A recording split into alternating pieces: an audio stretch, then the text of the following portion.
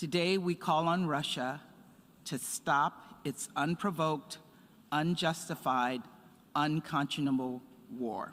In an historic meeting, the United Nations General Assembly overwhelmingly voted to reprimand Russia for invading Ukraine and demanded that Moscow stop fighting and withdraw its military forces. The General Assembly has spoken.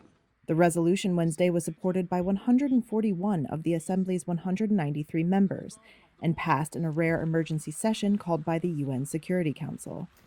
As Ukrainian forces battle to defend itself in the face of a Russian invasion that has forced hundreds of thousands to flee. U.S. Secretary of State Antony Blinken.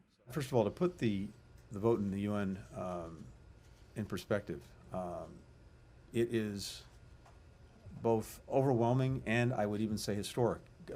Go back to 2014 when the General Assembly pronounced itself on Russia's initial aggression against Ukraine. The votes in favor of that resolution were 100. The last time the Security Council convened an emergency session of the General Assembly was in 1982. U.S. Ambassador to the UN Linda Thomas-Greenfield called it an extraordinary moment and urged members to hold Moscow accountable for its violations of international law. If the United Nations has any purpose, it is to prevent war. It is to condemn war, to stop war. That is our job here today.